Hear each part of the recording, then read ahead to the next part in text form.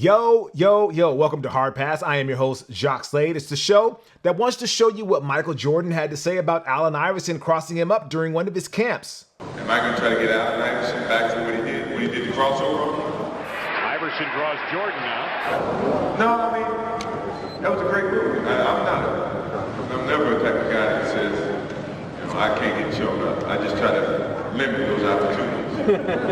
He's a heck of a player. He's a young talent, and I think he's going to continue to get better once he learns how to play the game. Wait, he didn't take it personally? See, that's when you know Mike loves you, and honestly, I think AI knows it, and that's why he rocks Jordan retros every so often, and Reebok, they don't even say a thing.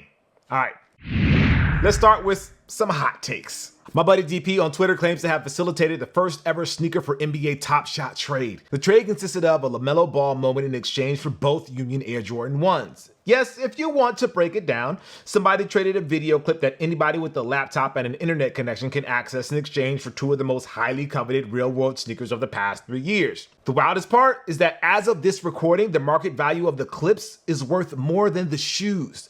I like how in the tweet DP asked who won and people were like picking sides. I have the real answer. Nobody. We all lost. Let me know when I can pay for stuff on sneakers using Dogecoin. Charlie Murphy was trending last week when an old clip of Prince in concert surfaced where he spun a basketball and casually hit a free throw while in the middle of a song. The context is that people were saying that Charlie Murphy wasn't lying when he told that iconic Prince story on The Chappelle Show. I guess the biggest takeaway was that there are people who thought Charlie was lying. Huh? You don't tell a story that crazy unless it actually happened. The man told it in such exquisite detail that there was no way he was lying. This isn't like somebody posting on Twitter that they're riding in a private plane and then getting caught on the gram sitting on a couch. Shout out to Jennifer Lopez. Why? Just because. HBO Max has ordered a streetwear competition show called The Hype, and it will be produced by Offset of Migos, who is described as a hip-hop superstar and fashion trendsetter. I can see that. Why not? More bags for Migos can't be a bad thing, and Offset did say that Nike and Jordan came back because of him, so yeah. Good luck with that show, and let me know if you need a sneaker consultant. I've been wearing J's since 2019, when it was underground. And now let's check in with the latest on the West Coast Joe and Ann Hebert saga. Input Mag posted an article detailing the aftermath of former Nike America VP Ann Hebert's resignation from the company after her son was exposed for being a high-volume reseller. And when I say exposed, I mean told on himself for the clout. But despite all of the negative press the Heberts received, it did little to discourage Joe as he was back on his as his mother was stepping down. Like the day she resigned, he was already getting in line in stores with his crew and using his family discount to buy kicks below retail so he can resell them at MSRP or higher. Nike employees who talked to Input on background are said to be highly upset at Hebert and the executives at the company because the perception is that she was allowed to resign gracefully instead of being fired so she wouldn't be risking her benefits, which includes a family discount at stores. This is in stark contrast to employees lower on the hierarchy who are afraid to even use their family discount for their actual family members or themselves for just one item for fear of being accused of abusing the system. One source even said that if this was someone below the VP level or a person of color, the situation would have been very different and the punishment would have been swifter and far harsher. Once again, it bears repeating that the official line from Nike is that Ann disclosed the existence of West Coast streetwear to Nike,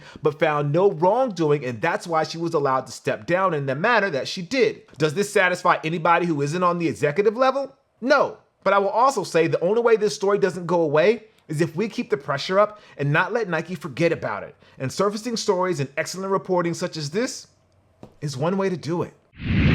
Speaking of clout, I think it's safe to say that clout is at the center of why sneaker culture is in its current form. The chase for approval is what drives so many people to go to great lengths to acquire sneakers. Social currency is not without value, of course. There is something to be said about reaching a certain level of fame and notoriety. It opens up doors and opportunities that otherwise wouldn't be available. But for every one person that uses said clout to hustle and better themselves and their inner circle, there are dozens more who are just addicted to the numbers going up. To them, a sneaker is just a means to an end. They buy a pair, rock it one time very carefully, and then put it back in the resale market as very nearly dead stock to fund their next purchase. These pictures are very similar to pictures of pretty girls and fitness dudes or vice versa. It's well lit, probably touched up in post to make everything pop a little bit, and the caption is some inspirational quote that Will Smith definitely did not say. Stop crediting him with something Gandhi or Dave Chappelle said, people. It makes me wonder when I check an eBay listing and the description says taken out of the box just to take pictures. Do they mean they just took it out of the box to take pictures for this listing, or did they take them out to do a full-blown photo shoot with them? Once these sneaker social climbers have no use for, let's say, a pair of UNC 1s or the Saleh Bimberry New Balance collabs, they no longer have value. But they have value to the sneakerheads that actually want them, and it creates an unnecessary competition for them. So, what if there was a way to eliminate said competition? I have 2 words for you: DeepFake sneakers.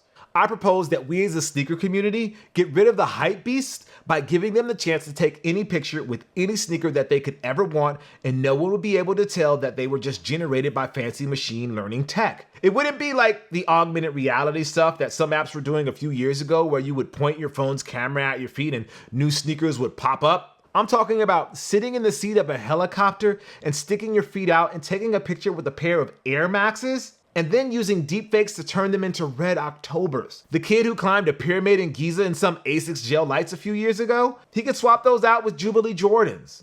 Anyways, you take the picture, run it through the new app, we'll call it Deep Sneaks or whatever clever nickname we can come up with, and the software's AI is so good that it's able to match the light source and accurately depict how the shoe reacts to the environment. For example, if you only have a pair of zebra Yeezy 350s, aka the pair everybody and their auntie has, but you want to show off that you have a pair of the new reflective colorway that's coming out in a few weeks, you're able to take a shot of your zebras in the dark, and the app produces a one-of-one copy of the new pair right down to the reflective bits. Now, I know what you're thinking, but Jacques, wouldn't Deep Sneaks be unethical and possibly create a moral quandary where we question our very existence if we can't tell what is real and what is fake? My response is, first of all, stop rewatching Neon Genesis Evangelion and getting all philosophical on me. It's just sneakers. Deepfakes are a real problem in the real world because it has been used to deceive and lie to people.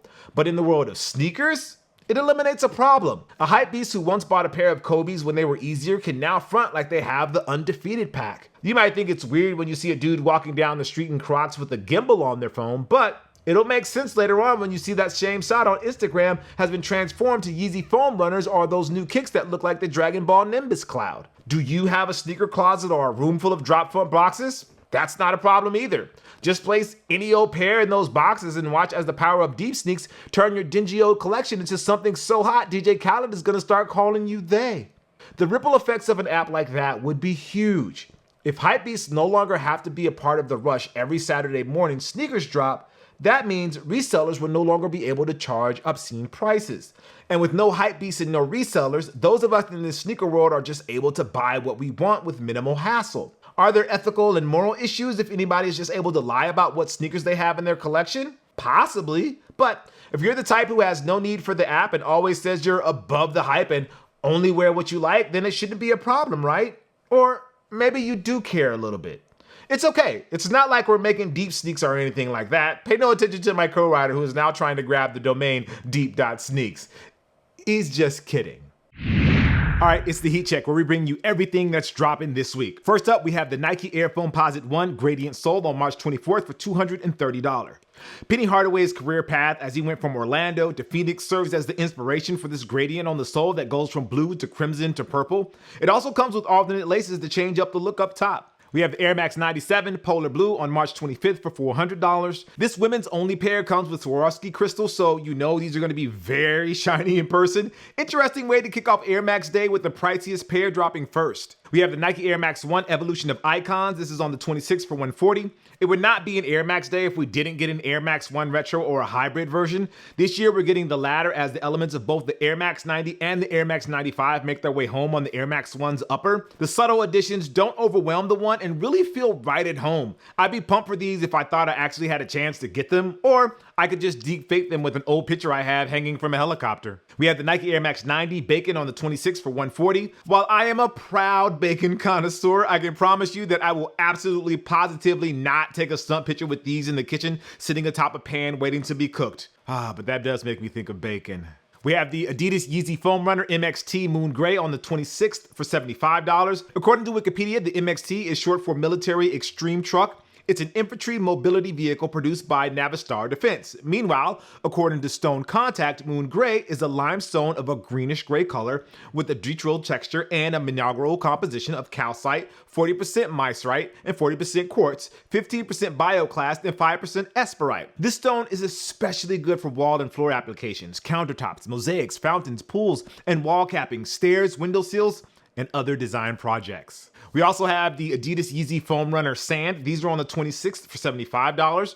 According to Merriam-Webster's dictionary, sand is a loose granular material that results from the disintegration of rocks, consists of particles smaller than gravel but coarser than silt, and is used in mortar, glass, abrasives, and foundry molds. We have the Candyland Reebok Question Mid on March 26th for $140. Inspired by the classic board game, this is the answer to the question as to just how much further we can take collabs. Now, I'm just wondering how close we get to Cards Against Humanity dunks. We have the Clot Nike Air Max 1 on the 27th for $150. Air Max fans will no doubt remember how hot these were when they dropped in 2006, so this is a rare second chance to pick up a classic. My only request is that when you go out, please wear socks with these. Nobody wants to see your sweaty feet ruin an old favorite. We have the Nike Air Max City Special on the 27th, a special collection of classic Air Max silhouettes that each represents an iconic sneaker city. Here are my power rankings of all the cities. Tied for second, Nike Air Max 90 Chicago, Nike Air Max 95 New York, Nike Air Max Plus Atlanta, Pink, Nike Air Vapor Max Plus Atlanta, and Nike Air Max Up New York.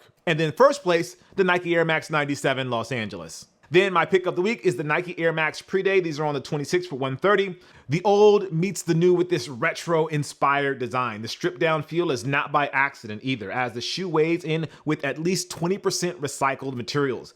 Couple that with a very friendly price point by today's standards, and this could be the next big Air Max alongside the Air Max 270. And now for a heat check on Zack Snyder's Justice League. No major spoilers here, but come on, it's a 4-year-old movie that got a second chance. Look, I'm gonna say it right now. As somebody who has been pegged as a Marvel stan for as long as the show has been around, I like Zack Snyder's Justice League. It's just a far superior version to that Avengers-like clown show that Joss Whedon put out in 2017. At the same time, that movie, along with Man of Steel and Batman vs. Superman, set the bar so low that there was very little chance Snyder and the $70 million budget he got from Warner Brothers was going to make it worse. If anything, I have to commend him and the nearly 2 hours he added to the film for fixing a lot of the problems that I and most people capable of rational thought had. The Snyder Cut gave us more backstory for new heroes, Cyborg and Flash, more reasons to think Steppenwolf was less a big bad and more a giant goober who also got stuck in a Harry's Razors podcast read,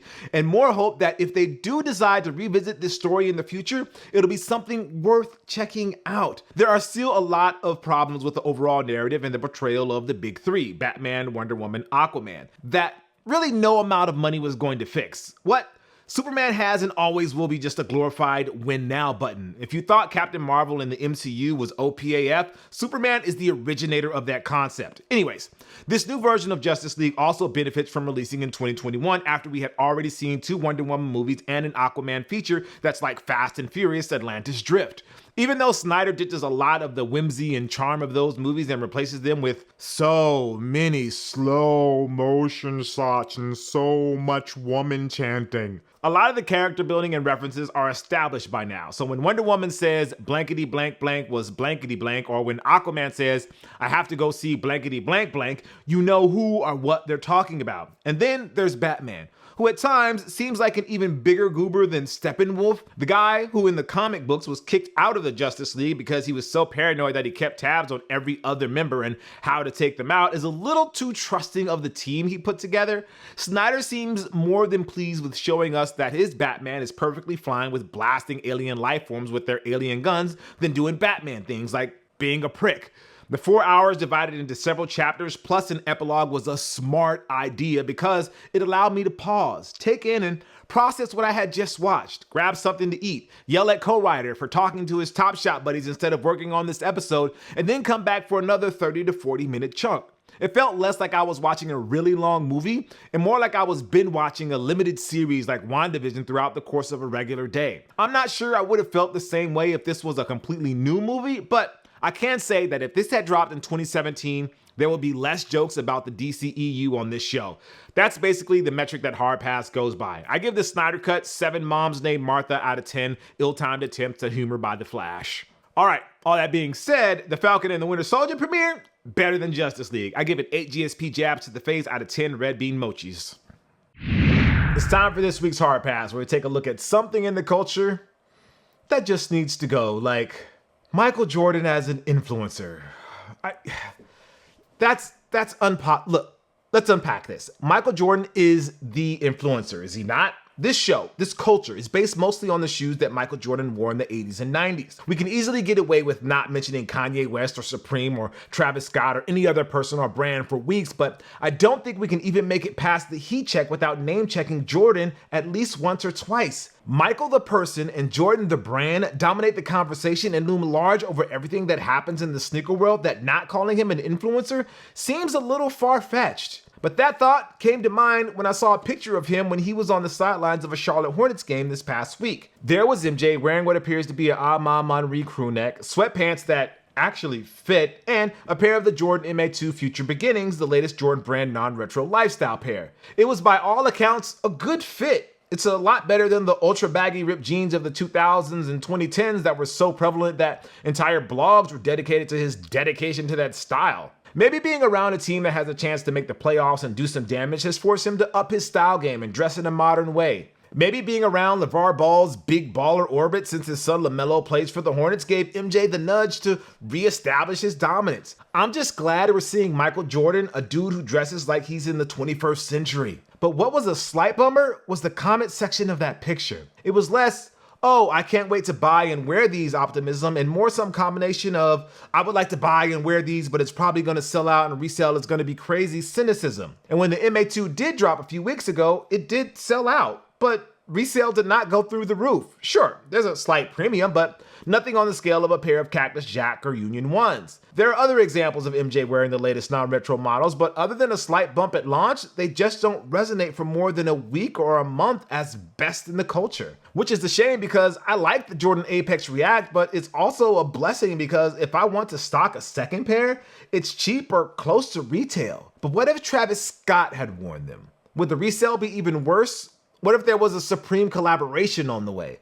Would the hype be even greater? The Cactus Jack Air Jordan 33 might not be the most popular pair of J's in the culture, but it's still the most hype pair and goes for the most in the secondary market. We already know that Union has the magic touch from last year's Delta Mid and Zoom 92s, and the resale prices for those were a lot higher out the gate than what the MA2 is going for at the moment. Michael Jordan has been seen wearing the Cactus Jack 1s, but I wouldn't say that moment did anything to improve the stock or add it to the hype it was already getting. Now, obviously, the limited nature of a collab is going to also influence what any pair of kicks sells for, but I wonder, if Travis Scott was the one who was pictured at a Hornets game, sitting on Celebrity Row, wearing the same MA2s that MJ was wearing, how would that affect our perception? It feels like the blogs and the comment section would be more bored with Travis, right? That's to be expected since that's who the kids follow these days, but man, it's still kind of a bummer to me that the guy who is the Jumpman doesn't get the same reception.